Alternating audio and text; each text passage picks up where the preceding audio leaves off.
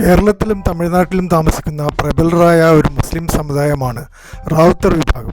പണ്ട് മുതലേ വിദ്യാഭ്യാസം കൂടുതലുള്ള ഒരു വിഭാഗമായി റാവുത്തർമാരെ കണക്കാക്കിയിരുന്നു. മദ്രസ വിദ്യാഭ്യാസത്തെക്കാൾ ഇംഗ്ലീഷ് വിദ്യാഭ്യാസത്തിന് പ്രാധാന്യം കൊടുത്തതുകൊണ്ട് റാവുത്തർമാർ പലരും ഉയർന്ന സ്ഥാനങ്ങളിലെത്തുകയും ഹൈക്കോടതിയിലെ ജഡ്ജിമാർ പലരും റാവുത്തർമാരായി മാറുകയും ചെയ്തു. വടക്കൻ കേരളത്തിലെ മാപ്പിളമാരെക്കാൾ കൂടുതൽ വിദ്യാഭ്യാസം ലഭിക്കുവാൻ ഭാഗ്യമുണ്ടായത് തെക്കൻ കേരളത്തിൽ കാണപ്പെടുന്ന റാവുത്തർമാർക്കാണ്. അവരിൽ ഭൂരിഭാഗവും തമിഴ് സംസാരിക്കുന്നവരുമാണ്.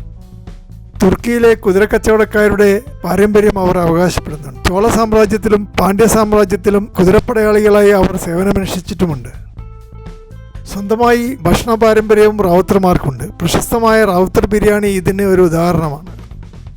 പൊതുവെ റാവുത്തർമാർ ഹനഫി വിഭാഗത്തിൽപ്പെട്ട സുന്നികളാണ്. കാസർഗോഡ് ഭാഗത്ത് തുർക്കന്മാർ എന്ന് അവരെ വിളിക്കാറുണ്ട്. പുരുഷന്മാരും സ്ത്രീകളും മൈലാഞ്ചി ഉപയോഗിച്ച് മുടി ഡൈ ചെയ്യുന്നത് റാവുത്തർമാരുടെ ഒരു ജീവിതശൈലിയാണ്. സാഹിബ് എന്നും ഖാൻ എന്നും ഷാ എന്നും പിള്ള എന്നും റാവുത്തർമാരെ വിളിക്കാറുണ്ട്.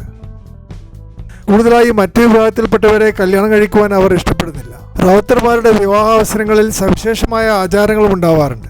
വരൻ ഒരു കുതിരപ്പുറത്താണ് എത്തിച്ചേരുന്നത്. ഷെർവാണിയാണ് ധരിക്കുക. ചരിത്രപരമായ ഇവരുടെ യോദ്ധാ പാരമ്പര്യം കല്യാണാവസരങ്ങളിൽ എടുത്തു കാണിക്കാറുണ്ട്. പരമ്പരാഗതമായി ഭൂവുടമകളായിരുന്ന റാവുത്തർമാർ അടുത്ത കാലത്തായി പലതരം വ്യാപാരങ്ങളിൽ ഏർപ്പെടുന്നതായി കാണപ്പെടുന്നു.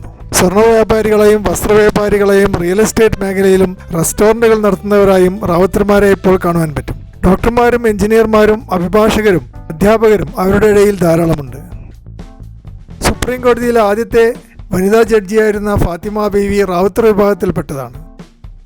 കേരള ഹൈക്കോടതിയിൽ ജഡ്ജിയായിരുന്ന കമാൽ പാഷയും റാവുത്തർ വിഭാഗത്തിൽപ്പെട്ടയാളാണ്.